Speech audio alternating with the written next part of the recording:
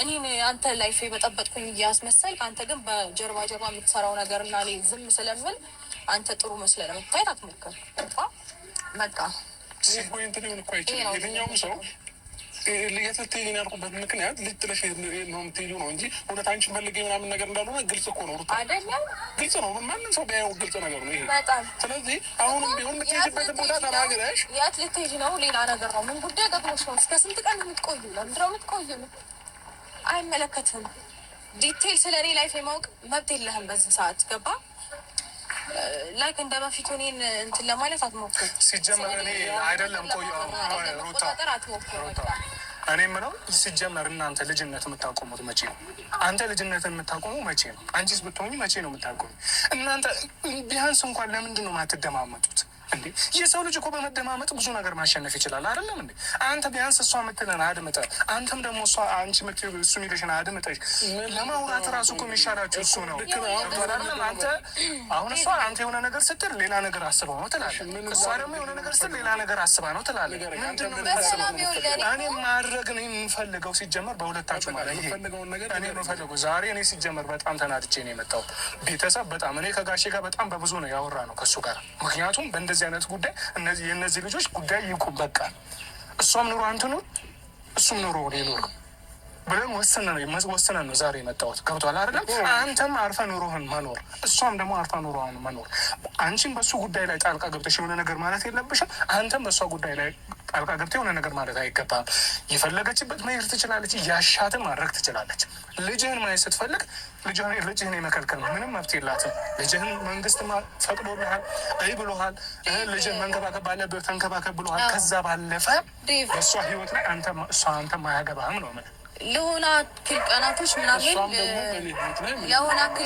ምናምን ማለት ነው ዴቭ። ለሁለታችሁም ነው እየተናገርኩ ያለው። አዎ ለሆነ አክል ቀናቶች ምናምን ልጄን እንዳላይ ከልክለሽኛል ብሎ አለኝ። እኔ እንደዚህ አይነት ወክል ነው ሲጀመር። ምክንያቱም ህግ ፊት ቁጭ ብዬ ተነጋገርኩትና ተፈራረሜ ተነጋግሬ የወጣሁት ነገር ነው። ምን አይነት ጣጣ ይዞብኝ እንደሚመጣ አውቃለሁ። ይህንን ነገር እያወቅኩኝ ደግሞ በታሪክ እኔ ይህንን ነገር ላደርግ አልችልም። ግን ደግሞ እሱ ምን አለ ያልመጣሁት ልጄን እንዳላይ ስለከለከልሽኝ ነው። ኒሞ ማኒ ኢንቨስቲንግ አፕ ተረዳኸኝ አይደለም? አሁን እኔ እየተናገርኩ ያለው ሲጀምር ለሁለታችሁ ነው ማስጠንቀቂያ እየሰጧችሁ ያለው። አንተም ኑሮህን መኖር ትችላለህ፣ መብትህ ነው። የፈለግከውን ሴት እንኳን ሄርሜላ ከማንም ጋር መሆን ትችላለህ፣ ማንም የሚከለክል የለም። እሷም ልክ እንደዛው ማለት ነው። ግን አንዳችሁ ለአንዳችሁ በአንዳችሁ ህይወት ላይ እየገባችሁ ግን ይሄ እንትን የምትሉት ነገር በአንቺ ህይወት እኔ ያገባኛል፣ በአንተ ህይወት እኔ ያገባል፣ እንደዚህ የሚባል ነገር የለም። አያገባኝም ብዬ እኮ አንተ እንደዛ ትልና ፊት ለፊት እንዲትልና ዙሪያ ጥምጥም እኮ የሆነ ነገር ስታደርግ ነው የምትታወቅ። ምን አደረኩኝ? ሲጀመር እኔ እየጠየኳት ነበር። አሁን ይሄ ለምንድን ነው እንደዚህ አይመለከትን ነገር ለምን ትጠይቀኛለህ? አይመለከትም እኮ ማለት የሆነ ነገር ለመፍጠር ወይም ደግሞ የሆነ አዲስ ነገር ስታይ ይሄ ለምንድን ነው እንደዚህ የሚሆነው? ምን አደረኩኝ? ሩታኔ አሁን ቀለበት ካረኩ ቀን ጀምሮ አንቺ ሁልጊዜ እየመጣሽ ህይወቴ ላይ ሰዎች ከዛ የዛን ቀን ብቻ ነው የተገናኘው ነው። ከዛ ትናንትና የተገናኘ ነው። ምንም ለማውራት እንዳትሞክር፣ አታስመስል። ገባ? አዎ በደንብ እርግጠኛ ነኝ። ሄርሜላ ጋር ሄድሻለሁ። ከእሷ ጋር ላወራ እችላለሁ፣ ግን አንተ ጋር አልደረስኩም። ሲቀጥል ደግሞ ከዛ ካለፈ በኋላ ትናንትናና ከትናንት ወዲያ ስለተፈጠረው ነገር ለምንድን ነው እንደዚህ የምታደርጊው? አይመለከትም። ምንም ባረግ ከማን ጋር ነው እንደዚህ እኮ የኔን ሰዎች ዙሪያ ላይ ያሉን ሰዎች እየነካሽ ነው ያለሽው። እነሱን ሰምናኪ ደግሞ እኔን እንደነካሽ በፍጹም በዛ ጉዳይ አይደለም የሚያናገርከኝ። በዛ ጉዳይ አይደለም የሚያናገርከኝ። የት ነው የምትሄጂው? ከማን ጋር ተነጋግረሽ ነው? ክርክር አልፈልግም። በቃ አንተ የምትለኝ ነገር ካለ ልስማክ። በቃ ማስተካከል ነገር እኔ ማስተካከላለሁ።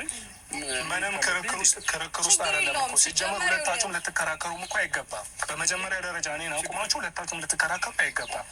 እኔ ቀድሚያ እሷን እየጠየኳት ነበር። እሱ ቀለበት ሊያደርግ ሄዷል። አንቺን አልፈለግም ብሎ ሄዷል።